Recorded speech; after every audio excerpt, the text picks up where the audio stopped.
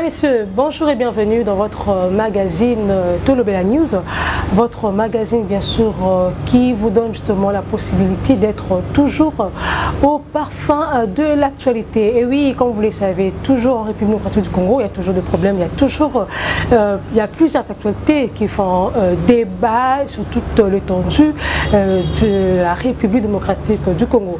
Aujourd'hui, nous avons prévu pour vous deux sujets aussi pertinents que vous savez que nous aurons justement à exploiter tout au long de cette émission avec notre invité bien sûr. Il s'appelle Alain Bolodjoa, il est justement le président national du parti politique Lèvons-nous et Bâtissons. Avec lui, nous allons parler de quoi? Et bien évidemment, nous allons parler bien sûr des attentes après installation bien sûr du bureau de l'Assemblée nationale. Mais quelles sont justement les attentes? À quoi pouvons-nous justement attendre de ce bureau, de ces bureaux définitifs de l'Assemblée nationale? Et puis nous allons parler justement du gouvernement chinois. Nous avons bel et bien consommé 5 mois, et oui, dans peu de temps nous allons entamer notre 6e mois qui est le mois de juin. Et la République démocratique du Congo évolue comme ça, on va dire que ça ne va pas, oui, parce qu'on n'a encore pas un gouvernement et ça ne se passe pas comme ça. Ce sont les sujets phares que nous aurons bien sûr à exploiter tout au long de notre émission.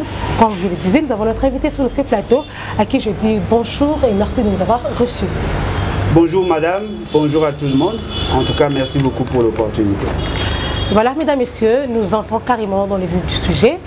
C'est Alain Bolodjoa, vous êtes sans ignorer bien sûr de l'installation du bureau de l'Assemblée nationale. Tant entendu bien sûr, et finalement, il y a eu même remise et reprise, il faut le dire, depuis samedi dernier. Mais quelle est justement votre lecture partant du profil des gens que nous avons retrouvés justement au sein de ces bureaux, et que pouvons-nous justement attendre de ces bureaux? Bon, j'ai lu un livre. J'ai été fasciné par ce livre. C'est l'organisation sociale. Un livre écrit par Guy Rocher, qui est un grand doctrinaire en sociologie.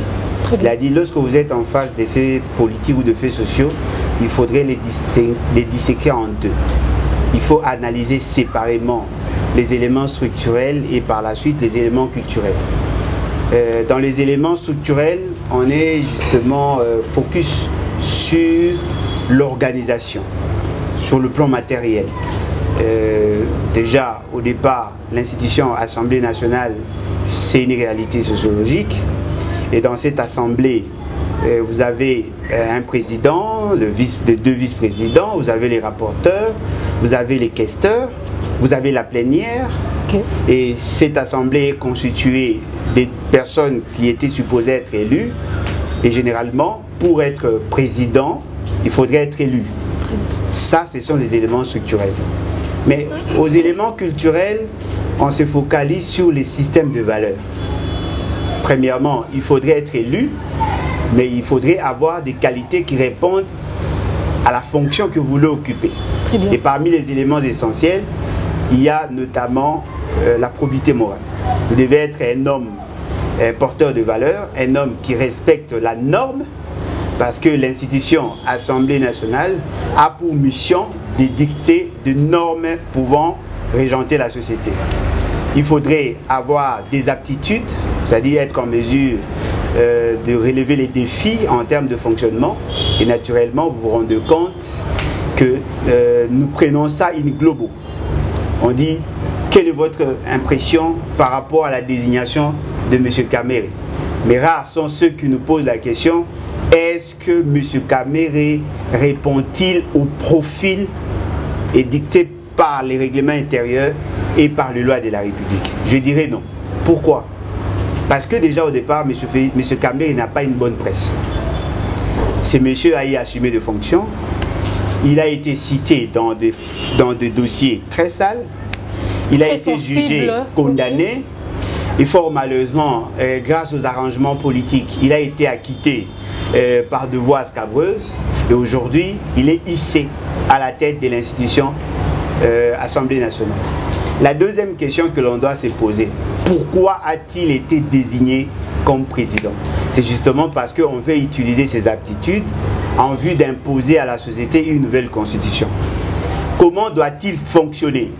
il doit arriver à fédérer les énergies de ce que vous appelez majorité parlementaire mal constituée et naturellement dans le but de changer la constitution et de donner à M. Félix Tshisekedi plus de pouvoir qu'il en a déjà. Devons-nous continuer à poser la question sur l'opportunité ou sur le processus? Je ne pense pas. Parce que déjà, vous vous rendez compte que nous sommes en marge des exigences de la Constitution et du règlement intérieur. Nous sommes plus dans une approche purement politique. Alors que la société ne doit pas se fonder que sur le fait factuel. Nous devions en réalité faire la promotion du système de valeurs. Et fort malheureusement, ce n'est pas le cas. Vous entendre, nous avons comme l'impression que vous n'êtes pas d'accord de voir Kamere à la tête de l'Assemblée nationale, qui est aujourd'hui le speaker. Non, le problème n'est pas en termes de ma position ou de la posture que j'aurai à développer. Le problème, c'est confronter les faits au référentiel. Quelle serait votre perception si aujourd'hui, l'enfant qui chantait à l'époque Yewana Kamere Moibi Yewana Yewana, si cet enfant s'est trouvé devant Kamere, il aurait quel réflexe? Donc, vous vous rendez compte qu'aujourd'hui, on est en train de marcher sur le système de valeurs, mais on voudrait que nous, qui n'acceptons pas, qui ne validons pas, qui ne cautionnons pas, d'abord la forfaiture électorale, parce que l'essentiel des députés qui constituent la majorité n'ont pas été le choix de la population, mais puis deuxièmement, nous constatons que le système de valeurs n'ayant pas été respecté dès le premier jour, et bien naturellement, on ne peut pas aller dans le sens de voir l'opportunité ou pas. Ce n'est pas un problème personnel d'Alain Bolodjoa, mais nous nous rendons compte que la norme n'ayant pas été respectée, et comme les prémices sont mauvaises, on n'aura que les fausses conclusions. Mais puisqu'il est déjà élu, est-ce qu'on ne peut pas lui faire confiance? Parce que déjà, certaines bases, hein, il faut le dire, dans la rue, il y a des gens qui ne sont pas d'accord de voir justement Kamere à la tête de l'Assemblée nationale. Mais puisqu'il est déjà là, à quoi pouvons-nous attendre de lui? Certes, il a été cité dans des dossiers aussi sensibles, où j'étais même le nom, mais est-ce que on peut croire en lui et qu'il peut faire quelque chose? C'est avec le problème qui ronge la République du Congo aujourd'hui. Laissez-moi vous dire, avant d'arriver ici chez vous au bureau, j'ai eu à passer, j'ai sillonné l'avenue, mais c'était catastrophique. Ce sont parmi justement le problème aussi difficile qui ronge la République du Congo. Alors avec le taux et le problème des infrastructures, vous le savez, bien sûr. Alors le bureau est toujours sensible et ils ont des yeux aussi braqués sur le gouvernement. Est-ce qu'on peut faire confiance? On peut s'attendre à quelque chose de bon? Madame, la confiance est mérite. Très bien. Vous voulez qu'on fasse confiance à qui et pourquoi?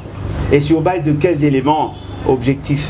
Parce que quand vous dites que la rue ne voudrait pas voir M. Kamere, eh bien, la position de la rue a un fondement sociologique. Ce n'est pas la rue qui a voté, ce sont les députés que nous avons votés qui ont justement élu. Non, mais la population n'a pas, la rue ou la population n'a pas voté pour ces députés. Ils se sont distribués les machines, ils se sont fait proclamer élus en violation des grands principes. Vous voulez dire que personne n'a été élu par la population parmi non, mais dès lors que les élections... L'Assemblée nationale, monsieur Alain. Non, dès lors que les élections n'ont pas été organisées conformément à la loi, naturellement, on ne peut pas dire qu'ils ont été élus. Parce que déjà, quand vous prenez en termes de programmation, il était prévu d'organiser les élections un jour férié, et puis deuxièmement, les organiser un seul jour, le vote en fait. Nous nous sommes rendus compte que les élections ont eu lieu pendant pratiquement 6 jours, et ce n'était pas le jour ouvrable. Donc la norme n'ayant pas été respectée naturellement, il n'y a aucun élu. Ils ont été proclamés élus parce que justement, c'est une sorte de gang, des gens qui ont des armes et qui sont en train de terroriser toute la population. Et voilà pourquoi ils sont là. Alors, comme l'opinion n'a pas confiance, n'accorde pas assez de crédit à M. Kamere, il n'est pas là pour le peuple. Okay. Il est là justement pour servir la cause ou les intérêts de ceux qui l'ont hissé à ces niveaux-là. Et vous dites que ce sont les députés qui l'auraient élu, mais justement parce qu'il était le candidat unique. Alors qu'en réalité, la Constitution et même le règlement intérieur voulaient assez qu'il y ait des élections, justement pour confronter le programme de candidats ou de challengers en vue d'arriver, n'est-ce pas, a donné à la population, à cette institution le sens démocratique. L'ordre a été donné par M. Félix Tshisekedi. Il s'est imposé dans la désignation, n'est-ce pas, de membres de l'Assemblée nationale. Et pourtant, nous avons créé l'institution Parlement justement pour réduire le pouvoir de la personne du président de la République. Mais si déjà le président de la République a le pouvoir de décider sur qui doit être président et comment l'Assemblée doit se constituer, naturellement, on n'est plus dans le cadre constitutionnel, on est justement dans un fait privé, parce qu'on a juxtaposé l'union dite sacrée et l'institution Parlement. Alors, dites-nous un peu... Mais c'est un débat de société, madame. Ça doit vous intéresser. Un seul poste pour l'opposition. Pensez-vous que cette dame sera en mesure... Quelle opposition, madame? L'ensemble pour la République. Non, mais l'ensemble pour la République n'est pas l'opposition. Mais il est de l'opposition. Non, mais il prétend être de l'opposition. Comment ça, il n'est pas de l'opposition? Quelles sont les raisons qui vous poussent justement mais justement parce qu'ils sont dans le système Tshisekedi. Ils ont eu à participer aux élections justement pour crédibiliser ces fameux processus. Et ils ont eu à s'arranger justement pour convaincre leurs partenaires. C'est selon vous, parce que le public reconnaît l'ensemble pour la République comme étant un parti je ne suis pas dans cette vous représentez le peuple. Je ne suis pas dans cette catégorie, je suis une élite. C'est-à-dire que je ne suis pas appelé à réfléchir comme Batata, Bamama, Bandeko. Très bien. Nous allons passer à notre second sujet où nous allons parler justement de la sortie du gouvernement siminois. Ça fait chez un bon bout de temps, M. Alain Bolodjoa. Nous sommes en RDC, nous savons tout ce qui se passe ici en République démocratique du Congo. Nous avons consommé 5 mois et nous voulons entamer bien sûr notre 6e mois. Alors la question serait de savoir, mais pourquoi d'abord cette longue durée et qui justement est derrière ce gouvernement? Pourquoi ce gouvernement dure-t-il? Est-ce c'est bloqué par certains individus ou c'est peut-être la Constitution? Éclairer un peu l'opinion publique. Bon, madame, ce qui est vrai, c'est que d'abord, je voudrais préciser qu'il y a un gouvernement. Le gouvernement Samalou Konde reste en fonction jusqu'à l'investiture à l'investiture du nouveau gouvernement investi par le Parlement, entre guillemets, l'Assemblée nationale. Il y a un gouvernement. Et généralement, avant la passation du pouvoir, celui qui a été investi reste en fonction. Et il a le pouvoir d'appliquer les séquences prévues dans le programme et le budget présenté par lui auprès de l'Assemblée passée. Voilà pourquoi vous trouvez aujourd'hui, il y a des agents qui sont payés, il y a des nominations au niveau de l'État, il est en train de contresigner, il y a les ministres qui convoquent les réunions, il y a des décisions qui sont prises et donc naturellement il y a un gouvernement.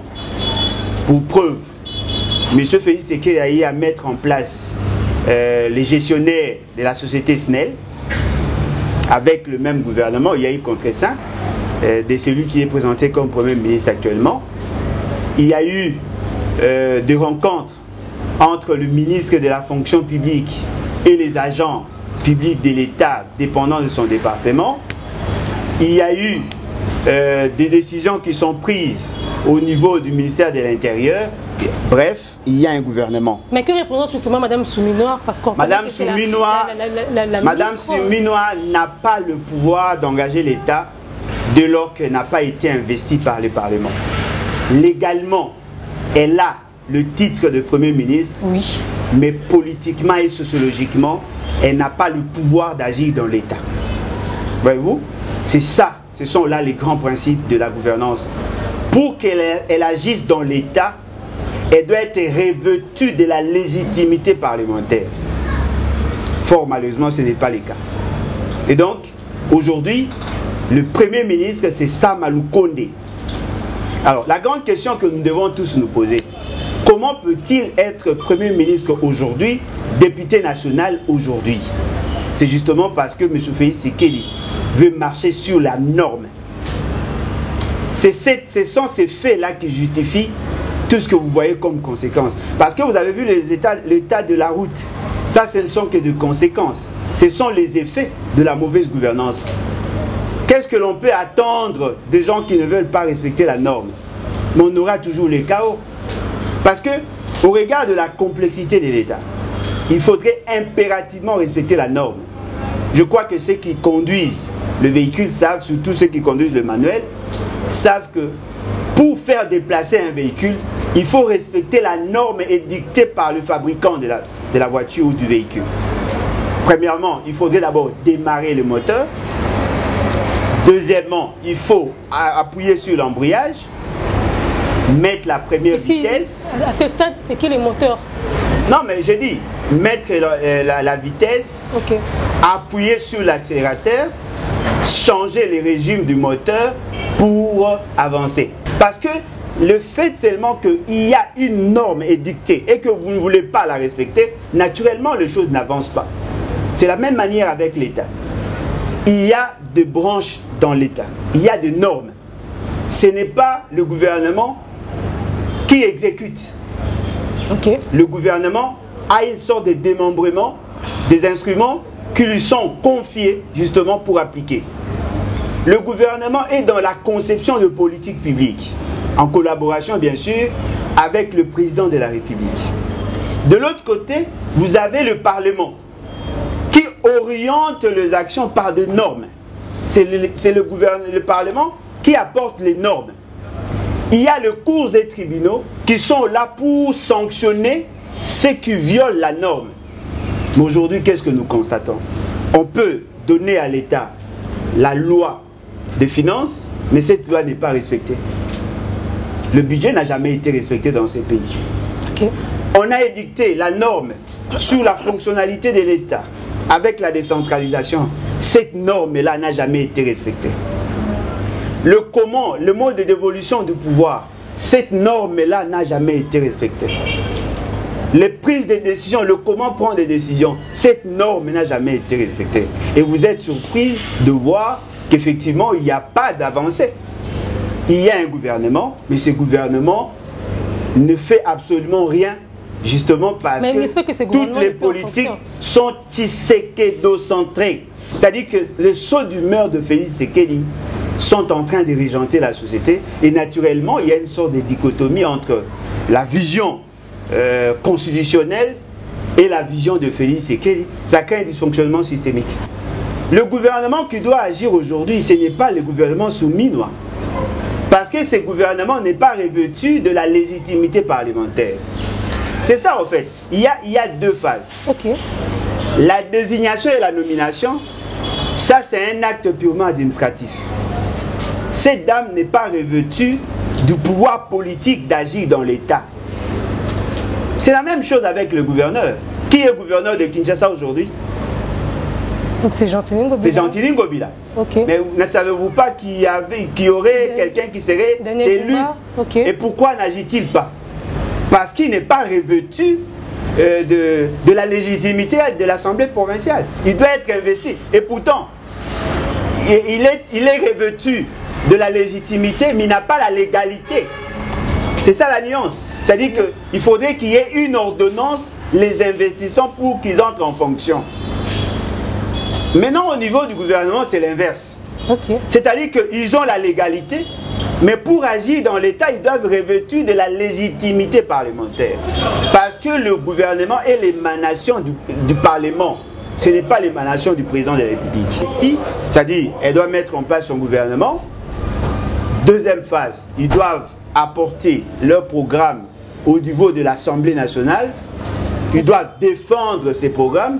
Okay. Dès lors qu'on accepte le programme, c'est après seulement qu'ils seront investis de la légitimité parlementaire. C'est en ces moments-là seulement qu'elle pourra commencer à prendre des décisions. Parce qu'aujourd'hui, d'ailleurs elle-même, elle est dans la confusion. Elle a eu à faire une déclaration en tant que Premier ministre. Et elle n'en a pas le droit. Elle n'en a pas le droit. Le faire, c'est violer la norme. Alors, comme ils sont constitués essentiellement par des gens qui ne veulent pas respecter la norme, elle a fait un communiqué en tant que Premier ministre. Et elle n'a pas le droit. Elle n'a pas le droit d'engager la République. Elle n'a pas le droit de participer à des grandes réunions formelles de l'État. Elle n'a pas le droit d'intimer les ordres dans l'État. Parce qu'elle n'est pas revêtue de la légitimité parlementaire. Et donc, chers étudiants, vous qui vous intéressez aux questions politiques, la nomination seule ne suffit pas. Ce qu'il faut, c'est l'investiture. Ce n'est pas ce qui a été fait apparemment. Non, mais elle a été nommée. Oui, nommée. Et puis, oui, mais ce qui reste maintenant, elle n'est pas investie. Voilà pourquoi ils attendaient la mise en place de ces fameux bureaux. Exactement. C'est le fameux bureau qui doit organiser l'investiture, mais cela est conditionné par la validation de leur programme. Parce qu'en réalité, si nous étions un pays normal, nous devions savoir que... Nous ne sommes pas un pays normal, monsieur. On ne peut pas être un pays normal avec ce qui est à la tête du pays, madame. Si nous étions un pays normal, on allait avoir des élus, et ces élus allaient transférer leur légitimité, parce qu'on suppose qu'un élu a la légitimité, et la sommation de leur légitimité allait légitimer l'action du gouvernement. Et fort malheureusement, aujourd'hui, nous nous rendons compte que rien n'est fait. Très bien. Monsieur Alain Bolodjoa, vous dites tantôt que nous ne sommes pas un pays normal. Alors, qui selon vous, selon votre parcours de l'indépendance jusqu'à ce jour, qui serait ou qui est le meilleur président depuis que la RDC est la République démocratique du Congo? Bon, il y a des meilleurs par rapport aux autres. Qui sont ces meilleurs? Il y a des meilleurs. Et en guise de quoi vous dites qu'ils sont meilleurs? Il y a des meilleurs. Quelles sont les raisons? Il y a des meilleurs par rapport aux autres, mais l'État congolais a la malchance d'avoir que de présidents apépristes. Parce que jusque-là, nous n'avons pas eu un président où on pouvait bien le coter par rapport à sa prestation et par rapport au respect de la norme. Vous commencez par Papa Kassavo. Il a eu à poser des actes salvateurs que les autres ne maîtrisent pas. Vous savez, c'est lui qui a sauvé l'enseignement. Ok.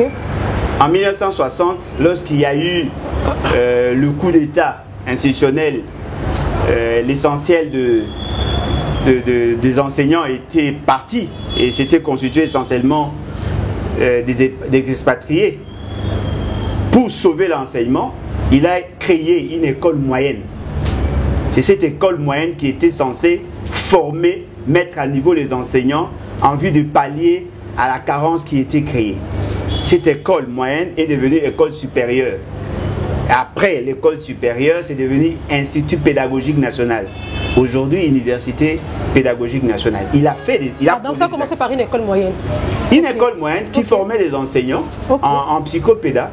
C'est ce qui a fait que l'essentiel des professeurs qui sont aujourd'hui résultent de cette réforme-là. Il a tenté de faire quelque chose, mais fort malheureusement, il a fauté parce que justement, il avait cautionné le coup d'État institutionnel, constitutionnel qui a été fait pendant cette période. Ça nous a amené à des crises récurrentes d'illégitimité jusqu'à son départ et la venue de M. Mobutu. M. Mobutu, au départ, il n'a pas obtenu le pouvoir du peuple, en fait. Il a usé des armes, il a eu à prendre certaines réformes et ainsi de suite.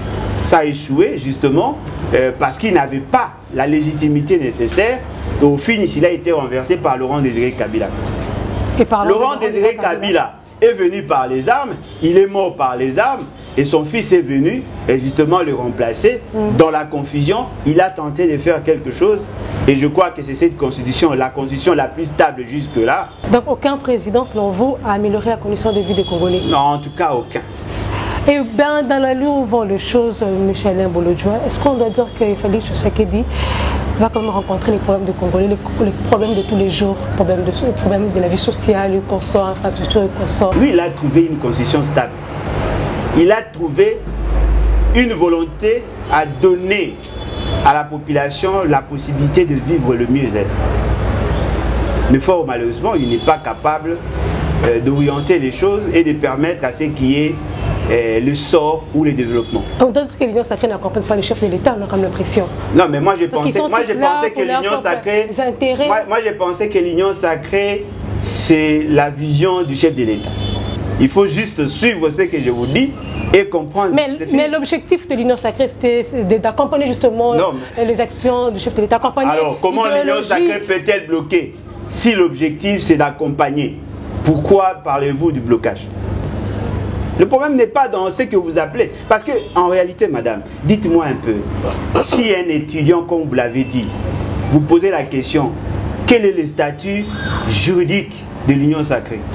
L'Union sacrée, n'est-ce pas, c'est un fait privé. Mais le gouvernement n'est pas un fait privé. Le gouvernement, c'est une institution publique de l'État, créée par la Constitution.